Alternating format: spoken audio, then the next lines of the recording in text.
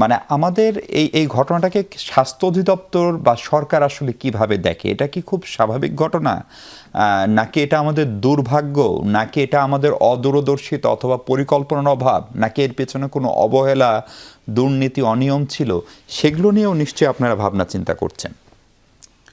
আপনার প্রথম ধন্যবাদ।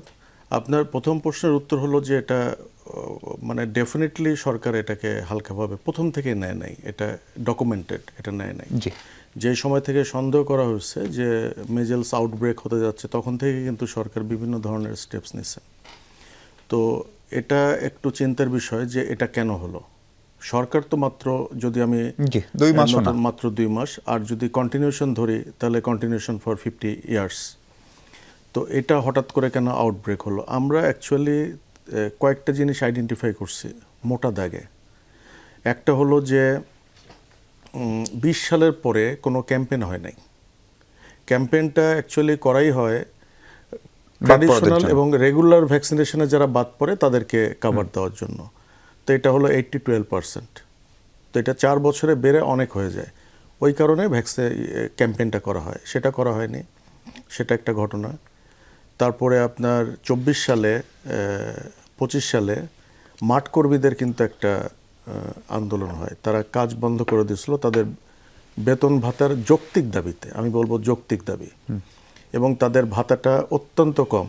ডক্টর মোস্তাক যেটা বললেন যে এই যে প্রান্তিক 500-700 টাকার জন্য তাদের এগুলো দীর্ঘদিন ধরে বন্ধ ছিল। ওরা কাজ করবে কেন? বন্ধ ছিল। তারপরে সরকার তাদের সাথে নেগোশিয়েট করে, এর মধ্যে 3 মাসের একটা বড় গ্যাপ হয়ে যায়। সুতরাং ভ্যাকসিনেশন প্রোগ্রাম তখন একটা ইন্টারাপ্ট হয়।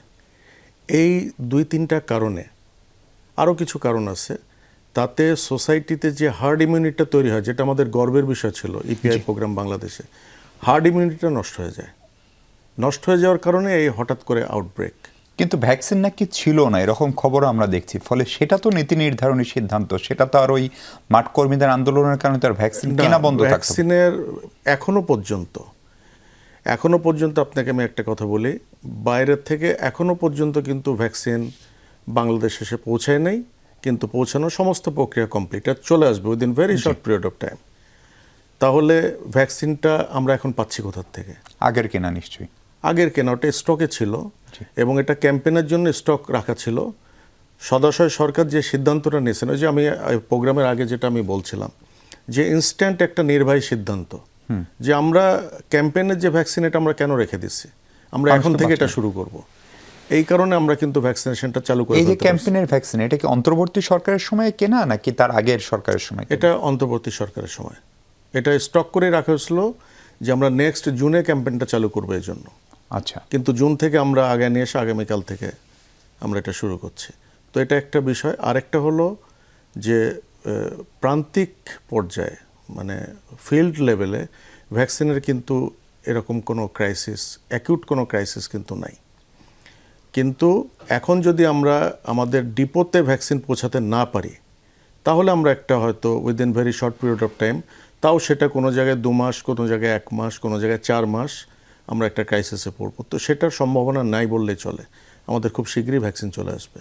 তার মানে কি এই শিশু মৃত্যুর হারটা আস্তে আস্তে নিম্নগামী হবে বলে আপনাদের পূর্বাভাস? এটা অলরেডি কিন্তু স্ট্যাটিক হয়ে গেছে, মানে একটা প্ল্যাচু পর্যায়ে আছে। মানে প্রতিদিন 3 জন 4 জন 4 জন 5 জনের নামছে।